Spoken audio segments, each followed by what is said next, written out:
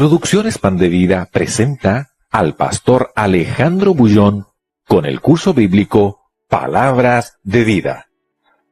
Lección número 5. ¿Cómo ser un cristiano? Voy a hacerte una pregunta para empezar la lección de hoy. ¿Cuáles son los 3 pasos importantes en el inicio de la vida cristiana? Para empezar, vamos a leer Hechos capítulo 3, versículo 19. Dice así: Así que arrepentíos y convertíos para que sean borrados vuestros pecados, para que venga de la presencia del Señor tiempos de refrigerio. Tiempos de refrigerio. Hay muchas vidas destruidas, muchas vidas confundidas, muchas vidas alteradas, nerviosas, depresivas. El corazón parece un pozo de fuego que va a explosionar en cualquier momento. Y la promesa de Jesús es: ¿quieres tiempos de refrigerio en tu corazón? ¿Quieres una vida calma, una vida feliz, una vida plena, una vida realizada? Entonces la condición es: arrepentíos y convertíos, para que sean borrados vuestros pecados, porque mientras tus pecados estén presentes, mientras tus pecados no hayan sido borrados, mientras tus pecados no hayan sido perdonados, tu corazón siempre va a ser un volcán lleno de sentimientos perniciosos. Entonces, arrepentíos y convertíos. Arrepentimiento. Esta palabra es una palabra que necesitamos analizar y entender en el estudio de hoy. Lucas capítulo 13, versículo 3 dice: Os digo, no, antes, si no os arrepentís, todos pereceréis igualmente. Si no os arrepentís, todos pereceréis igualmente. Por lo tanto, querido, en la experiencia espiritual, uno de los primeros pasos es el arrepentimiento. Solo que escuche una cosa: el arrepentimiento no es algo que tu corazón produce. El arrepentimiento es un don divino. Por lo tanto, si tienes que arrepentirte auténticamente, necesariamente tienes que ir a Dios para que Dios te dé el arrepentimiento, para que Dios produzca en tu corazón el dolor por el pecado que estás cometiendo o que has cometido. Mucha gente quiere arrepentirse sin ir a Dios. Y si tú no vas a Dios, te puedes engañar, porque puedes sentir en tu corazón remordimiento y puedes confundir eso con arrepentimiento. Las dos palabras son muy parecidas: remordimiento y arrepentimiento. Remordimiento es algo que produce el corazón humano. Arrepentimiento es algo que produce de Dios, que viene de Dios. Lo que te va a ayudar es el arrepentimiento, no el remordimiento. Pastor, ¿cuál es la diferencia? La diferencia es la siguiente. Te voy a hacer una ilustración. Estás haciendo algo equivocado, escondido, nadie te ve, pero de repente pasa alguien que te conoce y te ve. Y entonces te quedas asustado. Y piensas: si él me acusa, estoy perdido. Va a ser un escándalo, mi familia me va a dejar. Voy a ir a la prisión, ¿qué hago? Y vas a tu casa y te arrodillas y comienzas a llorar y oras a Dios y le dices: Señor, estoy arrepentido. Te prometo que nunca más voy a hacer lo que estuve haciendo, pero por favor, haz que ese hombre que me vio no me haya reconocido, o si me haya reconocido que se haya olvidado, o entonces que se quede mudo, que no hable. Y le prometes a Dios 1000 cosas: Señor, si tú haces que ese hombre no hable nada, yo te prometo que mi vida va a ser diferente, ahora todo va a ser completamente diferente. Y tú crees que estás arrepentido, pero no estás arrepentido, estás sintiendo simplemente remordimiento. Y ahora te explico. Remordimiento es miedo por las consecuencias que tu pecado va a traer a tu vida, porque te van a descubrir, porque te van a llevar preso. Remordimiento es miedo por las consecuencias que tu pecado te va a traer. Eso es remordimiento. Eso no produce Dios en tu corazón, eso tú mismo lo produces, el miedo lo produce en tu corazón. Pero arrepentimiento es otra cosa. Arrepentimiento es dolor, sentir dolor por el pecado que has cometido y el deseo de abandonar ese pecado. Nadie te ha visto, nadie te va a descubrir, Pero cuando tú ves a Jesús, de repente, tú sientes que no puedes continuar viviendo esa vida. Sientes dolor de haber vivido la vida equivocada que viviste y sientes ganas de abandonar esa vida, sientes asco por esa vida pasada. Eso es arrepentimiento y eso lo produce el Espíritu Santo en ti. Entonces, para que tú puedas ser arrepentido de verdad, tienes que ir a Dios. Y tal vez me preguntes, pero ¿cómo voy a ir a Dios si yo no siento nada? No necesitas sentir, tú tienes que ir a Dios, aunque le digas así, Señor, yo no siento nada. Yo estoy pecando y estoy contento con la vida que estoy viviendo, pero, Señor, estoy aquí. Haz un milagro en mi vida y tú vas a ver cómo lentamente el Espíritu de Dios va a abrir tus ojos y vas a ver tu pecado y te vas a horrorizar de la manera como estabas viviendo y vas a sentir tristeza por haber herido el corazón de Dios y entonces vas a sentir ganas de abandonar ese pecado. Y ahora, cuando has pasado por el arrepentimiento, viene el segundo paso. ¿Cuál es el segundo paso? Para entender esto, tenemos que leer Proverbios, capítulo 28, versículo 13. Dice así: el que encubre sus pecados no prosperará, pero el que los confiesa y se aparta de ellos alcanzará misericordia. Entonces el segundo paso es la confesión. Una vez que has entendido tu triste situación de pecador, estás avergonzado por haber vivido esa vida miserable que ha herido el corazón de Jesucristo. Sientes el deseo de abandonar esa vida, quieres cambiar, entonces viene el segundo paso.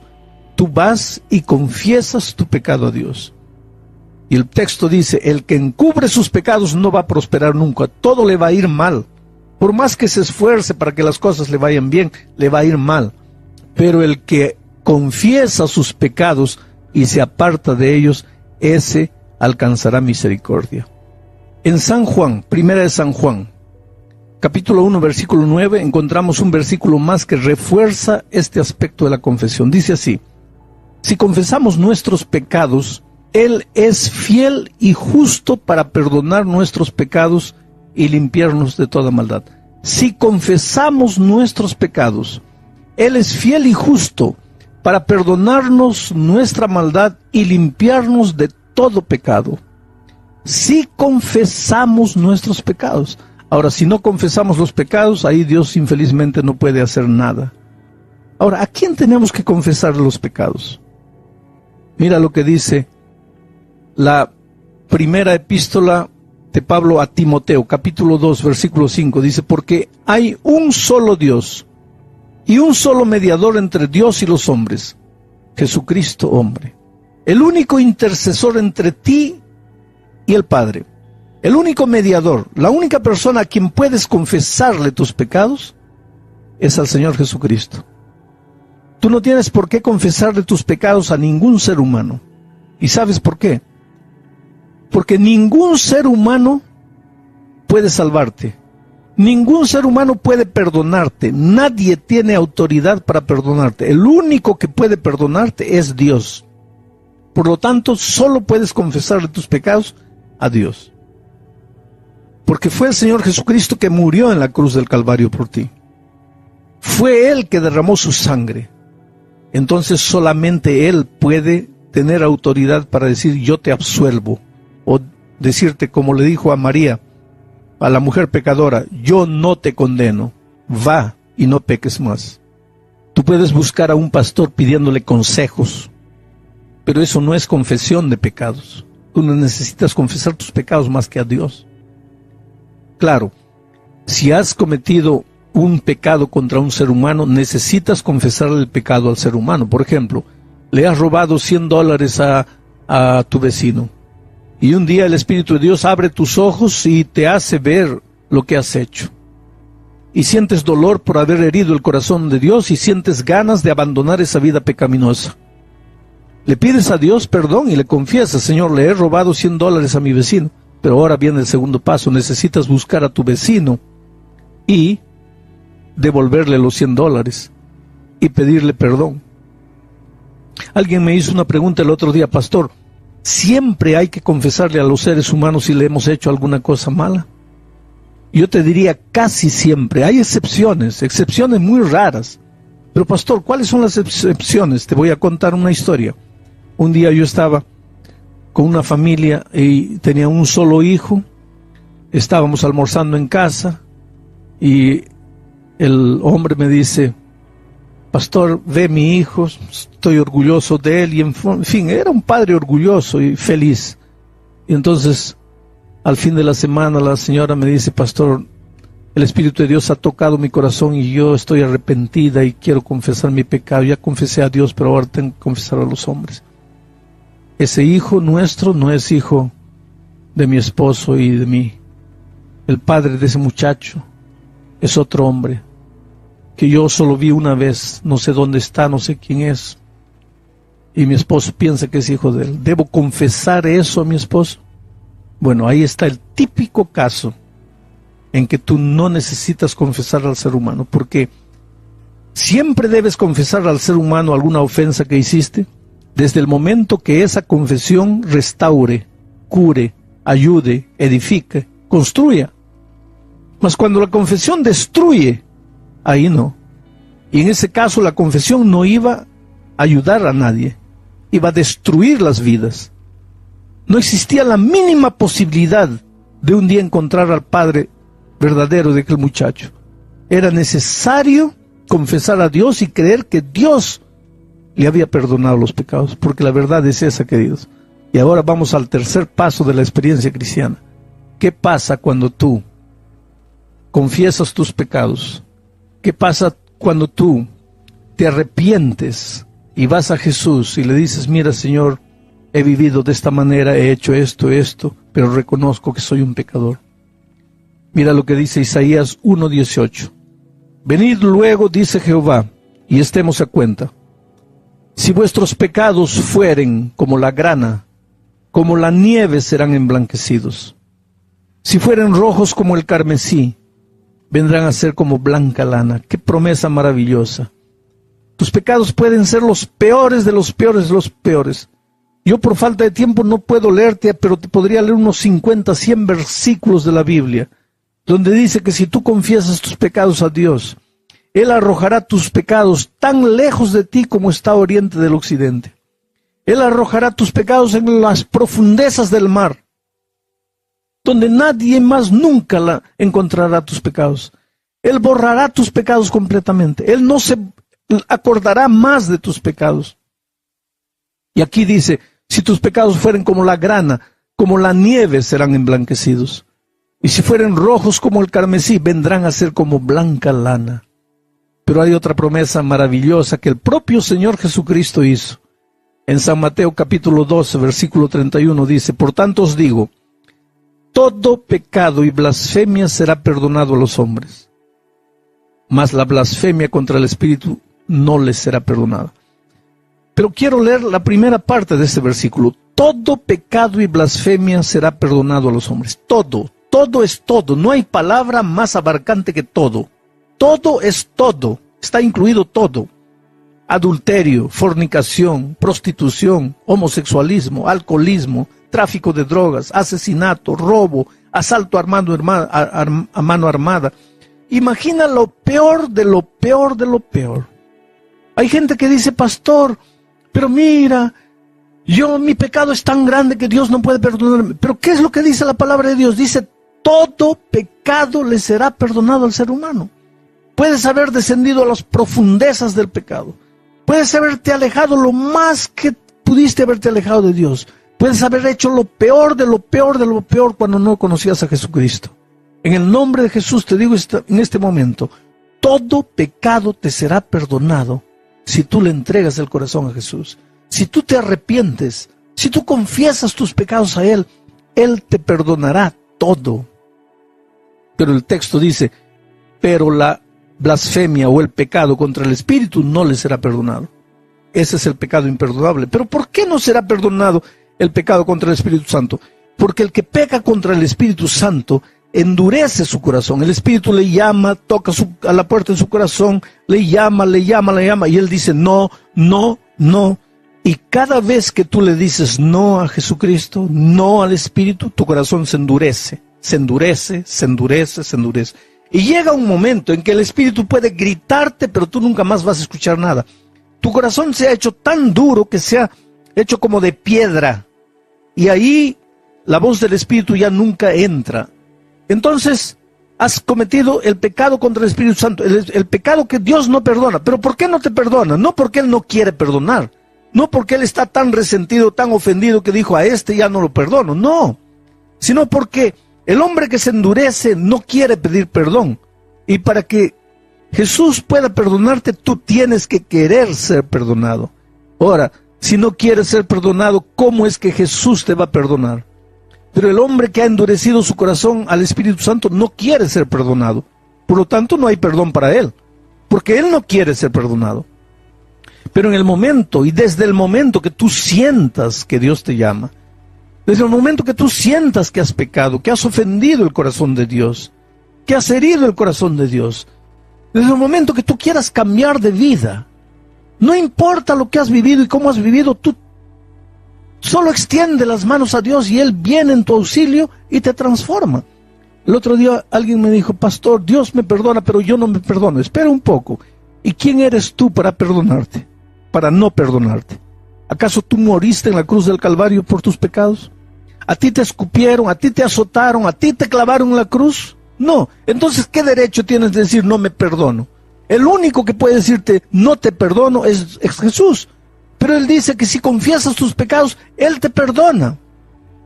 Él dice, venid a mí, vamos a arreglar las cuentas. Si tus pecados fueran como la grana, serán blancos como la nieve.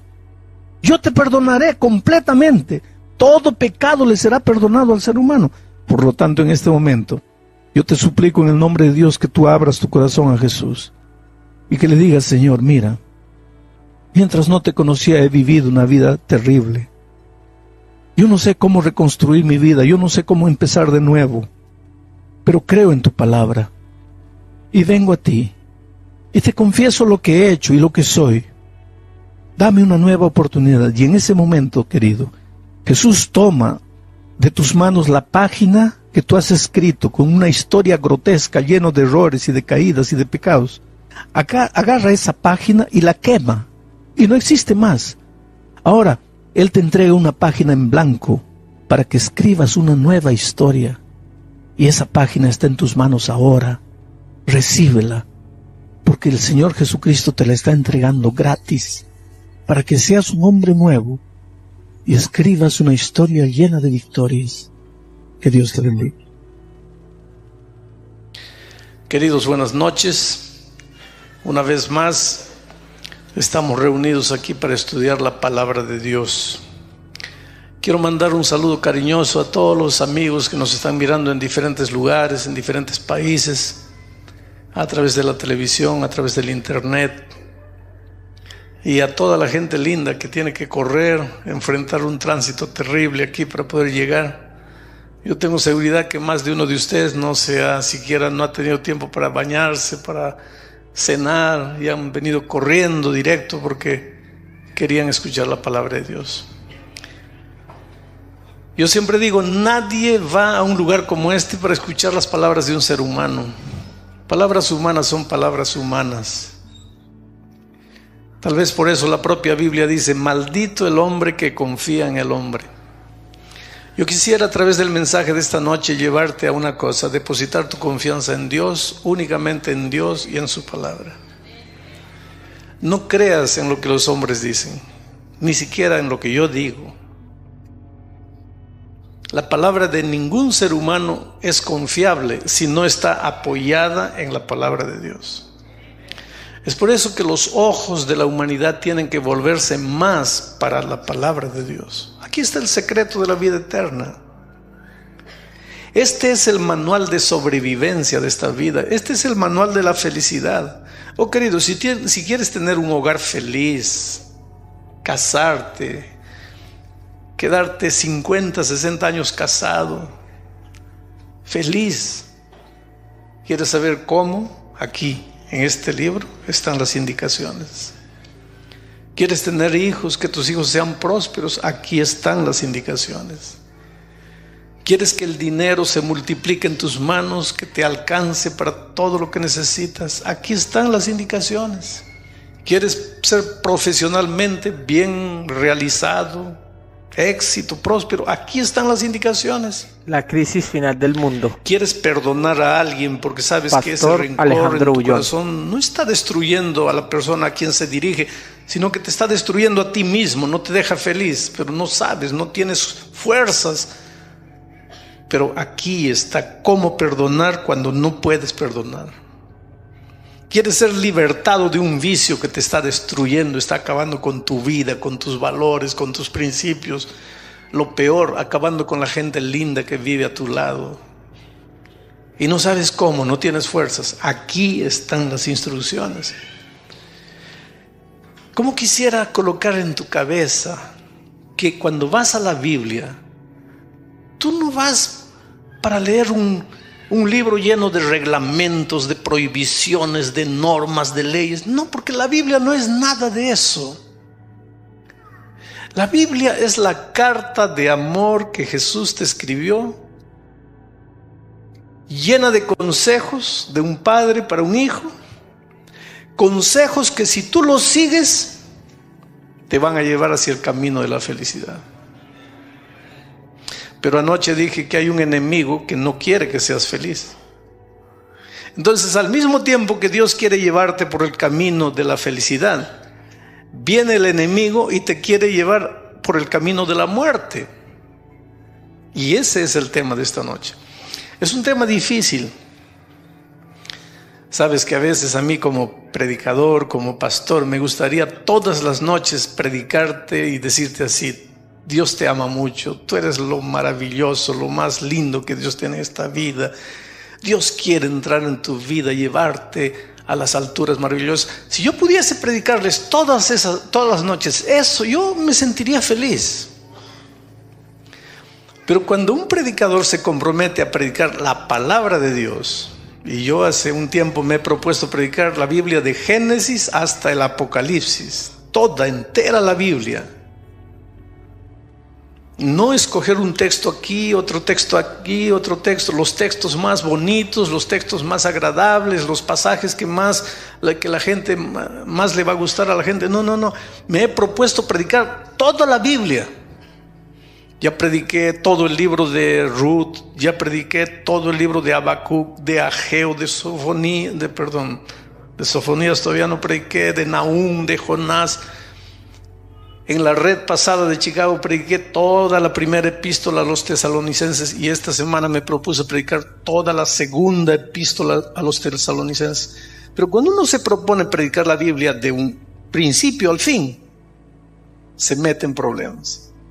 ¿Y sabes por qué? Porque encuentras en la Biblia que no todo es Dios te ama. Muchas veces Dios tiene que abrirte los ojos. No siempre lo que está escrito es agradable al paladar humano. Pero entonces a mí, demagógicamente, me gustaría pasar por alto este tema y predicar otro más agradable, pero no lo puedo hacer. Porque tengo que ser leal a Dios y leal contigo. Y leal con la palabra de Dios. Y por eso tengo que estudiar el capítulo 2 de segunda a los tesalonicenses. Y miren lo que dice. Pero con respecto a la venida de nuestro Señor Jesucristo y nuestra reunión con Él, rogamos, hermanos, que no os dejéis mover fácilmente de vuestro modo de pensar, ni os conturbéis ni por espíritu, ni palabra, ni por carta como si fuera nuestra, en el sentido de que el día del Señor está cerca. Les voy a explicar. Ya les dije que la iglesia de Tesalónica estaba presionada, estaba perseguida, estaba maltratada, estaba sufriendo, estaba pasando por el valle de la aflicción. Parece que alguien escribió una carta a los tesalonicenses diciendo que era carta de San Pablo. Por eso Pablo dice, mira lo que dice: que no os conturbéis ni por carta como si fuera nuestra. Había llegado allá una carta supuestamente de San Pablo. No se sabe quién fue el autor de esa carta, pero evidentemente Pablo no fue, y Pablo está diciendo que él no escribió aquella carta. Pero en esa carta se le decía a los tesalonicenses: toda la persecución de estos días quiere decir que Jesús ya va a volver. Entonces, como Jesús ya va a volver, mitad de la iglesia se cruzó de brazos y pensó así: si Jesús ya va a volver, ¿para qué voy a trabajar? ¿Para qué voy a estudiar? ¿Para qué voy a hacer? No, me quedo aquí orando, esperando la vuelta de Cristo. Solo que Jesús no volvía y ellos necesitaban comer. Entonces, ¿qué pasa? Como la iglesia en esos tiempos, en la iglesia primitiva, era una iglesia casi comunitaria, la mitad de los hermanos tenía que trabajar doblado para darles de comer a los hermanos que se pasaban todo el día orando, esperando la vuelta de Cristo. Y eso estaba creando malestar en la iglesia de Tesalónica. Y es interesante que eso sucede hoy día también. Muchos de ustedes han visto en el internet corriendo esas noticias de que el mes de septiembre va a ser el mes trágico para Estados Unidos, que la economía no se levanta más. Y ese tipo de emails, ese tipo de material en internet, cómo corre con una velocidad espantosa. Y la gente, ¿qué va a suceder? No va a suceder nada, queridos. Ya estamos terminando septiembre. Yo les confirmo por la palabra de Dios, nada va a suceder. Pero ese tipo de alarmismo aparece siempre. Y muchas veces predicadores se aprovechan de eso para comenzar a asustar a la gente. Y entonces viene Pablo y le dice a los tesalonicenses: miren, ahora le van a encontrar más sentido a la lectura del texto.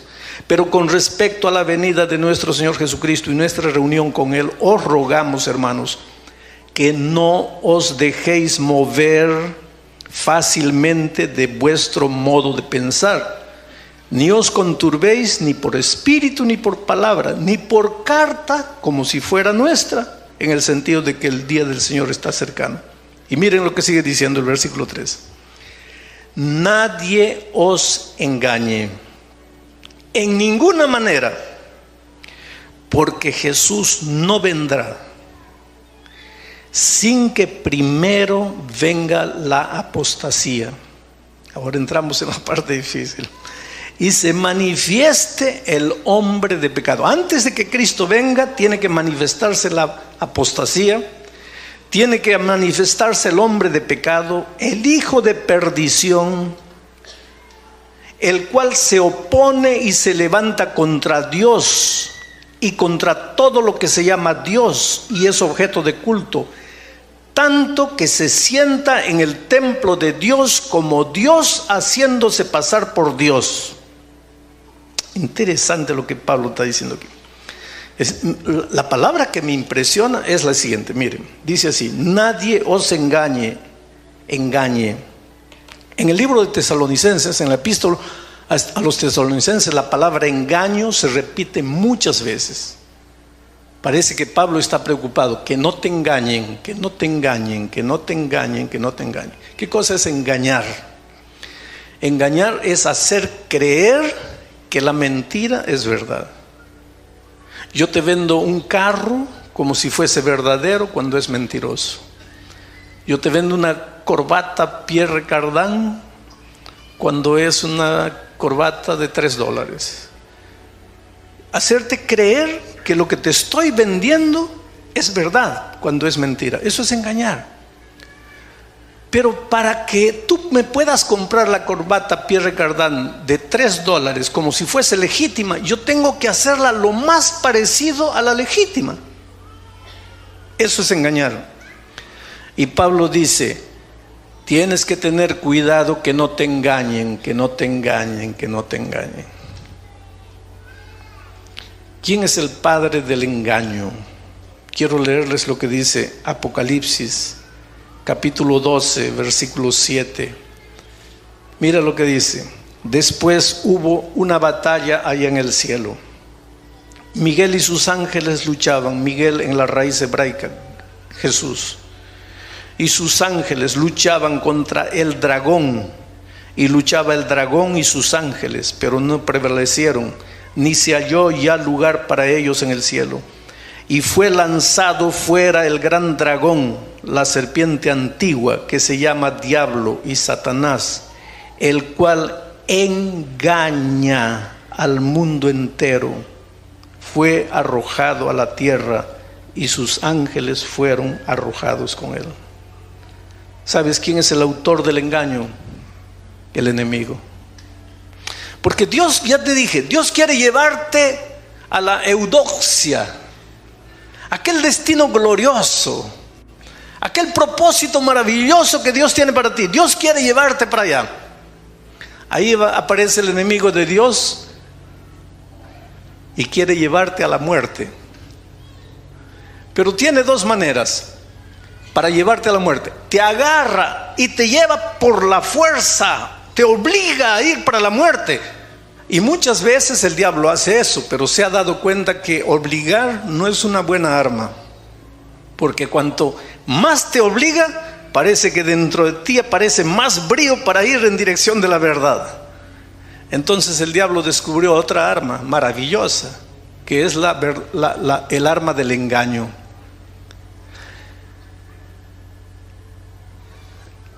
Arma otra eudoxia. Allá está la verdadera, aquí está la falsa.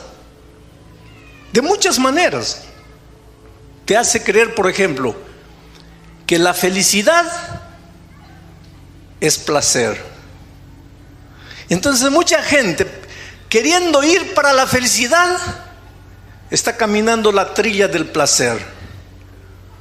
Solo que la trilla del placer te lleva a la muerte. Querido, quiero que entiendas que el placer no es pecaminoso, porque el placer es fruto de los sentidos, y los sentidos fueron colocados por Dios dentro de nosotros. Por lo tanto, no tengas miedo de sentir placer. Pero cuando tú buscas el placer por el solo placer, te metes en problemas. Porque la droga te ofrece placer, la bebida te ofrece placer, el cigarro te ofrece placer, el sexo sin límites te ofrece placer. Quiere decir, todos los vicios te ofrecen placer, pero te llevan a la muerte. Yo un día de eso recibí la carta de un hombre que está condenado a 20 años de prisión. Y él escuchó un programa mío en la radio, en la prisión, y escribió una carta para la producción y me mandaron una carta. Y es una carta triste. Porque él dice: pastor, mire, yo no soy un hombre malo. Yo era un buen padre de familia, un buen esposo, un buen vecino, un buen amigo, un buen empleado, un buen ciudadano, pagué mis impuestos. Yo soy el típico ser humano que no le hizo mal a nadie. Pero un día cumplí años. Y pastor, todo lo que yo quería era alegrarme un poco, celebrar mi cumpleaños. Compré 10 kilos de carne. Llamé a mis amigos, a mis vecinos, a mis parientes. Compré 20 cajas de cerveza. Hicimos un churrasco. Estábamos celebrando mi cumpleaños, pastor. Yo solo quería ser feliz. Yo no quería hacerle mal a nadie. Colocamos música en la vitrola. Comenzamos a bailar. Allá por las 4 de la tarde ya habíamos comido, ya habíamos bebido, estábamos bailando. Y lógico, el alcohol ya había subido la mente. Y de repente me dio la impresión que mi mejor amigo, bailando, estaba agarrando indebidamente a mi esposa. Entonces entré al dormitorio, agarré el revólver y le metí 6 balazos a mi amigo. Pastor, pero yo estaba borracho. Cuando me desperté, ya estaba preso. Y ahora estoy condenado a 20 años de prisión. Y él me decía: pastor, pero yo no quise matar, yo no quise hacerle mal a nadie, yo solo quería ser feliz. Ahí está, ahí está. Él solo quería llegar a la eudoxia divina, a la felicidad, al propósito maravilloso de Dios. Pero el diablo le dice: mira, la cerveza y el churrasco aquí te va a traer eso. Y el pobrecito se fue para allá, acabó en la prisión. Eso es engañar. Y ese es el trabajo del diablo. Te hace creer una cosa y te lleva para otra cosa.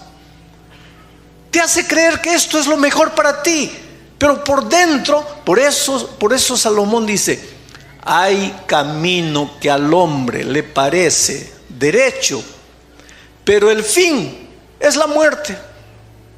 Dime una cosa, Si tú estás divorciado, si estás separado y estás teniendo problemas terribles con esa separación, cuando tú te casaste, ¿tú querías ser infeliz? No. Nadie es loco para casarse queriendo ser infeliz. Pero entonces, ¿por qué te casaste? Te engañaste. Te engañaste. Tú sabes que la más grande tragedia en nuestra vida es que nos dejamos engañar. Nos dejamos engañar por palabras bonitas, por palabras lisonjeras. Nos dejamos engañar por las sensaciones. Y cuando despertamos, ya destruimos nuestra vida, ya destruimos nuestros sueños, ya desperdiciamos nuestra juventud. El otro día un hombre vino llorando a mí: pastor, haga una oración conmigo, he perdido $1,000,000 y si Dios responde su oración, yo le doy $100,000 para una campaña evangelística. Le digo: ¿y cómo perdiste el millón? Encontré un investimiento, un fondo de inversión donde en 3 meses duplicaban la inversión. ¿Cómo se puede duplicar la inversión en 3 meses en un país donde los intereses no llegan a 4% al año? Dime, ¿cómo? Pero ahí viene el engaño. Entonces el primer mes te devuelven, el segundo mes te devuelven, el cuarto mes te metiste al hueco y ya no sales. Te engañaron. ¿Cuántas veces nosotros estamos quebrados financieramente? Nos engañaron. Ahora, querido, el más grande engaño no es engaño de matrimonio, no es engaño de profesión, no es engaño de negocio de carro, de venta de casa. El más grande engaño es el engaño espiritual. Porque tú puedes ser engañado para casarte mal, pero aún con un matrimonio deshecho, creyendo en Jesús, puedes alcanzar la salvación en Cristo. Tú puedes perder todo el dinero que tenías engañado, pero a un pobre puedes alcanzar la salvación en Cristo. Pero querido, si eres engañado espiritualmente, no solo pierdes las cosas de esta vida, sino que pierdes la vida eterna. Y el diablo quiere engañarte. ¿Has escuchado hablar de la grande batalla del Armagedón? Mucha gente piensa que la batalla del Armagedón va a ser una lucha entre Oriente y Occidente allá en las tierras bíblicas. No es verdad. Si tú lees la Biblia como un todo, vas a darte cuenta que el Armagedón no es una lucha de tanques, no es una lucha con bombas, no es una lucha con metralletas. El Armagedón es una lucha espiritual que se está trabando en la mente y el corazón de cada ser humano. Es una lucha entre el bien y el mal, entre Cristo y el enemigo. ¿Sabes cuál es el arma de Cristo? La verdad. ¿Sabes cuál es el arma del enemigo? La mentira. ¿Sabes cómo Cristo trabaja? Con transparencia y claridad. ¿Sabes cómo trabaja el enemigo? Con engaño y con seducción. Pero la batalla se está trabando en tu corazón. El arma divina es la verdad. Y aquí el texto de esta noche nos dice que antes de la venida de Cristo, el enemigo querrá engañarnos terriblemente a todos. Y en Mateo 24 Jesús dijo: y engañará, si es posible, aún a los escogidos. Vamos a analizar ahora el engaño de este terrible. Nadie os engañe en ninguna manera, porque no vendrá Jesús antes que venga la apostasía. Apostasía es salirse de la verdad, antes que venga el rey de la mentira y se manifieste el hombre de pecado, el hijo de perdición. Qué palabras terribles para referirse a alguien, pero Jesús está hablando de alguien. Dice que antes de que Jesús venga va a aparecer alguien a quien Pablo le llama hombre de pecado, hijo de perdición. Y nos da las características de esta persona que va a aparecer antes de la venida de Cristo. Esa persona, dice, se opone y se levanta contra todo lo que se llama Dios. Se opone contra Dios, se levanta contra Dios, pero de una manera extraña. Mira, se opone y se levanta contra todo lo que se llama Dios, tanto que se sienta en el templo de Dios, como Dios, haciéndose pasar por Dios. Interesante esto. Este personaje aparece, se opone contra Dios, pero no lucha contra Dios, sino que se hace pasar por Dios. Se sienta en un trono y exige que se le adore como a Dios. Ahora tú me vas a preguntar, pastor, ¿dónde está ese personaje? Me impresiona cuando yo leo la Biblia, y especialmente las parábolas, las muchas veces que Jesús dijo así: el que tiene oídos para oír, oiga. El que tiene cabeza para entender, entienda. El que tiene ojos para ver, vea. ¿Quieres descubrir quién es este personaje? Busca en la historia de la iglesia un poder religioso que se coloca en el lugar de Dios, que se sienta en un trono y se hace pasar por Dios y exige que lo adoren como a Dios. Entonces habrás descubierto. Pastor, dígame. No te lo voy a decir. Vas a tener que arrodillarte solo y pedirle a Dios y estudiar la palabra de Dios. El arma que Dios tiene para ayudarte, para que el enemigo no te lleve hacia el engaño, es su palabra. ¿Qué es la verdad? Mira lo que dice. El versículo 9 dice,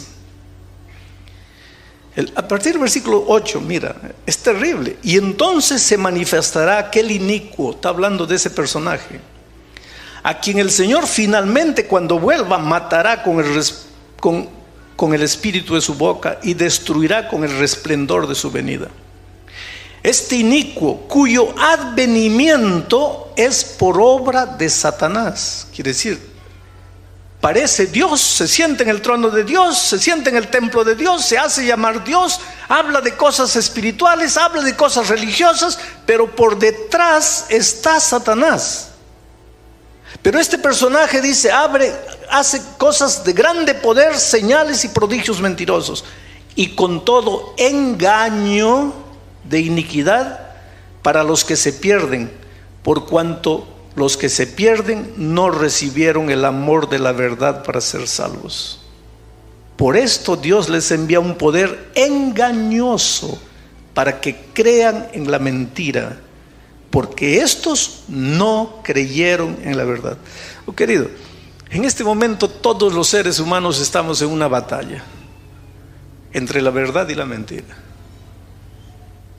Pastor, ¿la verdad es lo que usted está predicando? No, Señor, por favor, nunca pienses eso. La palabra, la verdad, Jesucristo lo dijo: santifícalos en tu verdad, tu palabra es la verdad. No creas en lo que yo te digo, cree en la palabra de Dios. Pero nosotros vivimos en un tiempo cuando la Biblia es el libro más ignorado del mundo. Sale un libro llamado El Código Da Vinci. Todo el mundo corre y lee, fascinante historia, pero nunca leyeron lo que los evangelios dicen acerca de Jesús. Pero la Biblia está ahí, ¿por qué no lees? Oh, querido, tú te vas a sorprender con lo que la Biblia tiene para enseñarte. Pero la verdad no es fácil de ser aceptada. ¿Sabes por qué? Porque la verdad duele. La mentira es como la curita, como el Band-Aid. ¿Ya te has dado cuenta por qué el Band-Aid tiene color de piel? Es color de piel, para que no se note la herida que esconde. Tú colocas el Band-Aid, parece que la piel está bien, pero por debajo hay una herida supurando. El engaño es como el Band-Aid. La verdad es dolorosa. No es fácil confrontarse con la verdad. Yo una vez entré a un elevador. Aunque ustedes no crean, yo tuve mucho cabello en un tiempo. Y una vez yo entré a un elevador. No había nadie, estaba solito. Espejo por todas las 4 paredes y espejo en el techo. Y de repente miré arriba y vi una calva enorme allá. ¿Y sabes lo primero que hice? Fue mirar para todo lado. ¿Quién está aquí? El único que estaba en el elevador era yo. Y esa calva era mía. Yo era calvo y no sabía. Y sabes, durante algunas semanas traté de disfrazar mi calva. Porque yo tengo cabello aquí, ustedes se dan cuenta. Entonces me dejaba crecer el cabello aquí y me lo cubría. Y me lo cubría. Pero era un problema. Cuando iba a nadar a la piscina, imagínate. Me gustaba jugar fútbol. Cuando iba a jugar fútbol, imagínate. Hasta que un día una peluquera me dijo: pastor, usted tiene que hacer una cosa. Usted es calvo. Acepte ese calvo. Ámese calvo. ¿Y qué quieres que haga? Muestre ese calvo. Y me pasó la máquina. Y desde ese día soy feliz. Puedo ir a la piscina, puedo jugar fútbol, puedo hacer todo. Oh querido, a veces nosotros, ¿sabes por qué? A veces, ¿por qué tenemos miedo de estudiar la verdad? Porque nos vamos a confrontar con cosas que no nos van a gustar. ¿A quién le gusta que se le diga calvo? A nadie. Pero si soy, ¿qué me resta? ¿A quién le gusta que se le diga bajito, o flaco, o feo, o cabezón, o orejudo, o lo que sea? Pero mientras yo no acepte la verdad, voy a vivir en el reino de mi mentira. No hablo inglés y digo que hablo. Me meto en problemas. No toco piano y digo que toco. Me meto en problemas. Oh, querido, para ser feliz en la vida no hay nada mejor que aceptar tu realidad. Porque cuando tú vives en el reino de tu mentira, vives con una permanente zozobra, con un permanente miedo de que te van a descubrir, de que un día tu cabello se va a caer, de que un día alguien... Pero cuando te rapas, vives feliz. Te mostraste.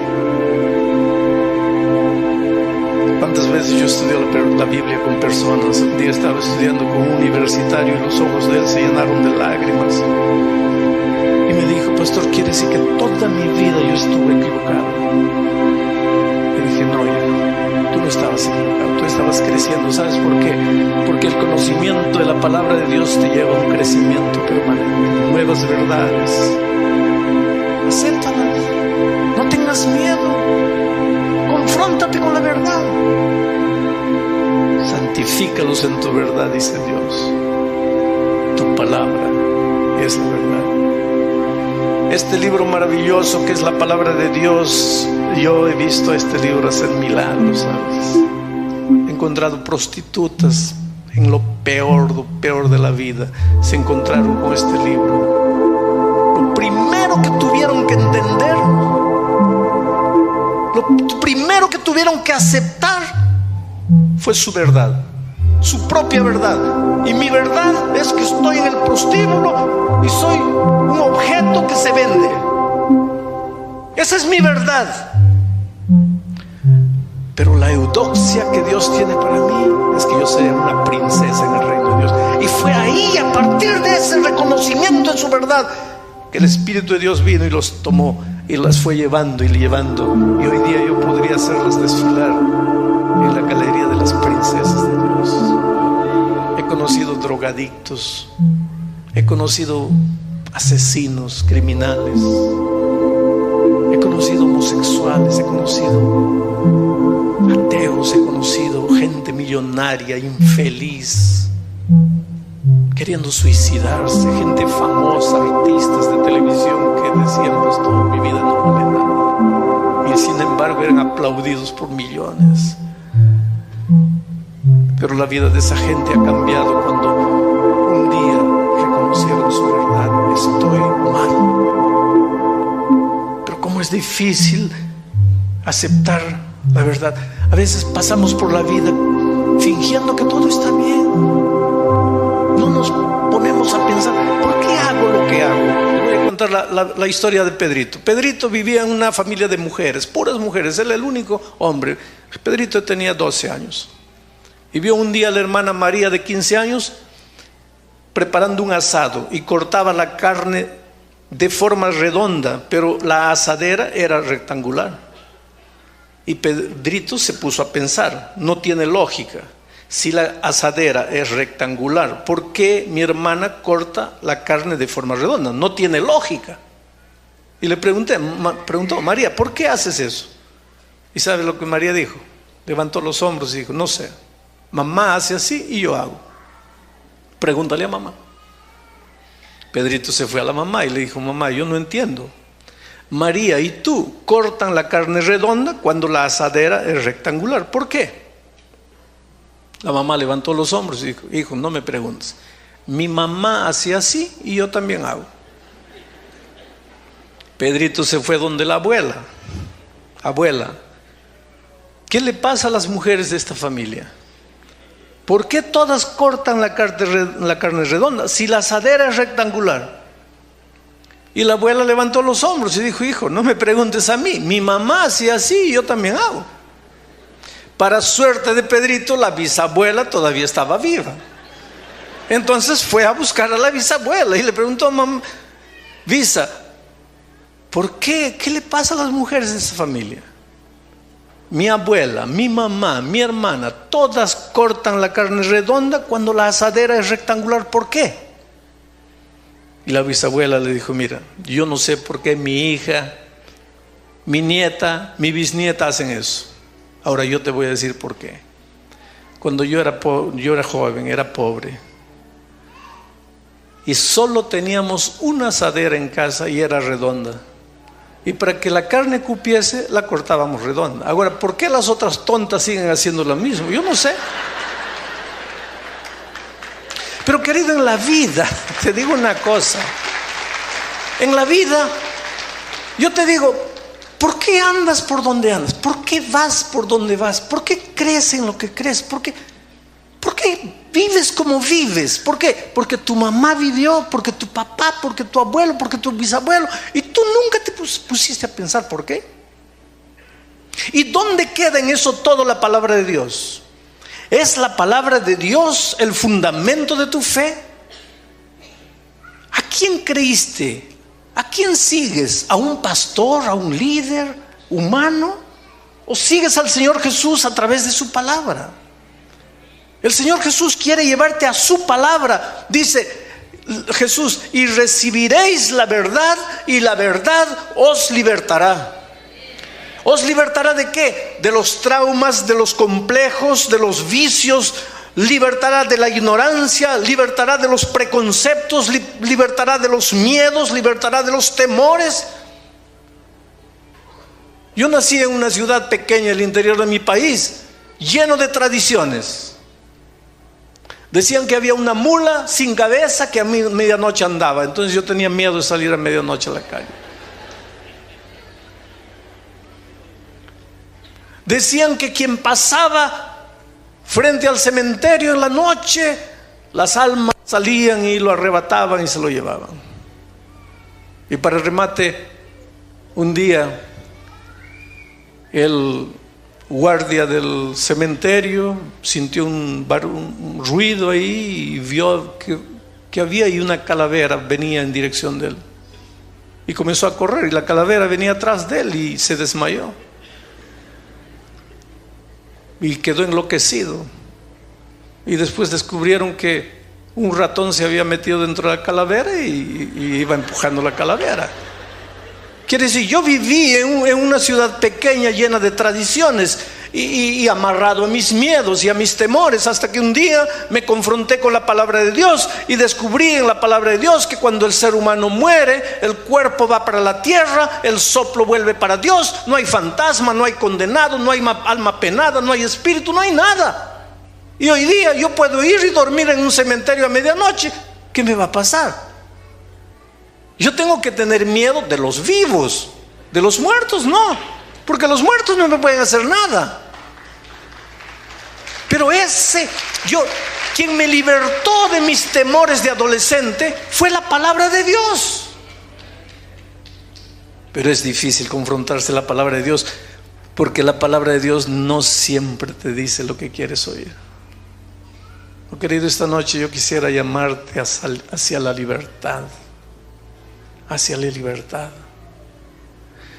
Anoche yo les conté la experiencia de un muchacho que hoy día es un pastor, un muchacho terrible. Tengo historias impresionantes de conversiones. Una de las más grandes conversiones que vi fue la de un muchacho asaltante que me asaltó a mí, y Dios por su misericordia lo transformó, y él comenzó a venir a la iglesia, y era una campaña evangelística. Cada noche había unas 200 personas. Y llegó una noche en que queríamos recoger una ofrenda, porque el cristiano también tiene que aprender a ofrendar, porque el cristiano alaba a Dios con sus cánticos, con sus oraciones y también con su ofrenda.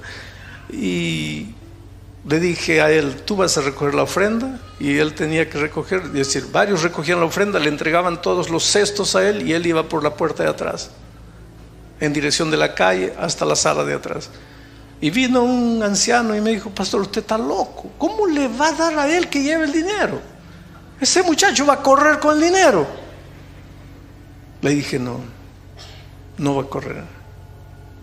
Él me dijo: pastor, recuérdese lo que le estoy diciendo.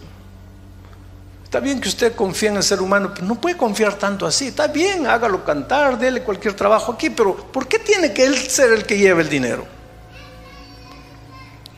Y recogieron la ofrenda, le entregaron a él, y él salió por la calle, fue hasta el cuarto de atrás y entregó el dinero. Solo que después él me dijo: pastor, usted se arriesgó, porque yo tuve ganas de correr. Le dije: ¿por qué no corriste?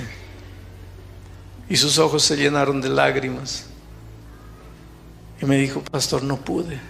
¿Por qué no pudiste? Porque usted confió en mí. Yo no podía fallarle. Usted confió en mí. Querido, cuando Dios te confió su palabra, Él confía en ti y espera que tú no le falles. Espera que tú tomes la Biblia y la estudies por tus propios medios, con tus propios ojos, que la analices, que la pienses. Porque la vida espiritual no se puede limitar a la iglesia. Yo he visto la camiseta de una religión. No. La vida espiritual tiene que ver con vida eterna. Tiene que ver con lealtad de ti y tu Jesús maravilloso, aquel que confía en ti. Él confía en ti, por lo tanto no le falles, querido. Es por eso que esta noche voy a hacer una invitación, y es una invitación para todos los que se han levantado la primera y la segunda noche. Porque esta noche, la primera noche anoche yo les invité, si ustedes quieren aceptar a Jesús como su Salvador. Pero esta noche la invitación que les voy a hacer es la siguiente: si tú quieres decirle a Jesús: Señor, quiero estudiar tu palabra, quiero conocer la verdad,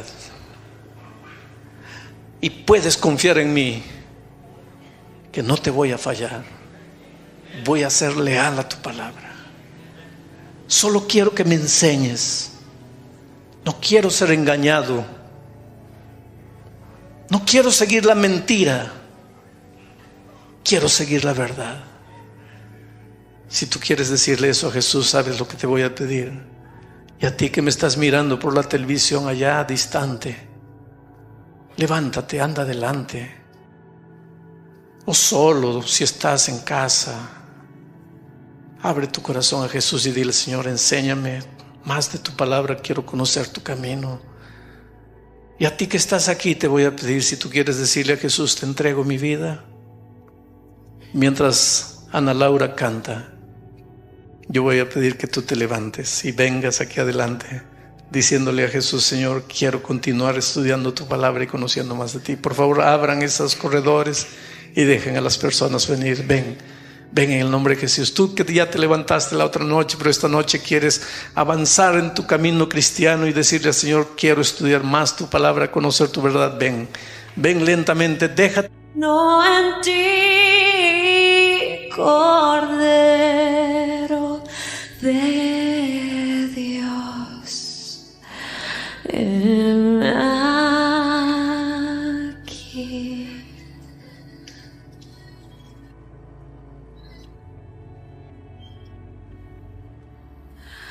Tal como soy, tu compasión, cuidado a toda oposición, yo pertenezco todo a ti, Cordero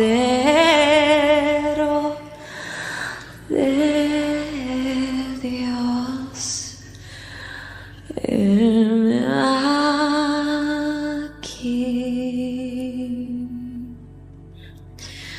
Cordero de Dios, heme aquí.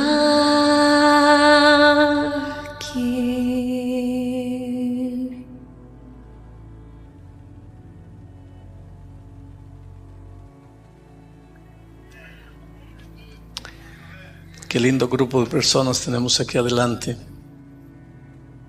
Pero el Espíritu de Dios continúa se moviendo entre ustedes. El Espíritu de Dios está tocando tu corazón y te está llamando. Podríamos esperar por lo menos unas 20 personas más que se van a levantar y van a venir. Personas que están luchando con la voz de Dios, sintiendo la voz de Dios. Por favor, ven. Tú donde estás mirándome allá por la televisión, toma tu decisión. No hay cosa más linda que estar en paz con Dios. Esta noche vas a dormir sintiendo paz en tu corazón. Y queridos, yo les digo una cosa: estos mismos días ustedes van a experimentar cosas maravillosas en su experiencia. Yo no sé lo que Dios va a hacer, mas Dios es Dios de milagros. Dios hace cosas que ustedes no tienen idea. Yo quiero hacer una oración especial por ustedes. No sé qué drama tienes en la vida, no sé qué lucha tienes, no sé qué estás pidiéndole a Dios, pero mientras estoy orando, coloca eso en las manos de Dios. Cree que vas a recibir. Y tengo seguridad que Dios va a atender nuestra oración. Vamos a orar. Oh Padre querido, estas personas están aquí. Por favor, no quiero música, por favor. Estas personas están aquí, Señor, queriendo escuchar tu palabra. Estas personas están aquí abriéndote el corazón. Estas personas están aquí deseando una bendición especial. Tú eres Dios que no falla. Cuando desde el punto de vista humano todo está perdido, esa es tu grande oportunidad. Por lo tanto, Señor, si estas personas se han aproximado del altar con fe, como ministro del Evangelio te suplico, extiende tu mano poderosa y toca estas vidas. Y aquello que están suplicando, aquello que están clamando, aquello que están esperando, que sea una realidad en la vida de ellos. Mañana mismo, cuando salgan por las calles de esta vida para enfrentar las luchas, que sientan que no están más solos, nunca más estarán solos. Tu mano poderosa los llevará, los guiará. Harás por ellos lo que nadie puede hacer. Serás para ellos no solamente teoría, sino un Cristo práctico, un Cristo vida, un Cristo experiencia. Gracias por eso, Señor. Y continúa ayudando a crecer a estas personas en la fe, en el nombre de Jesucristo. Amén.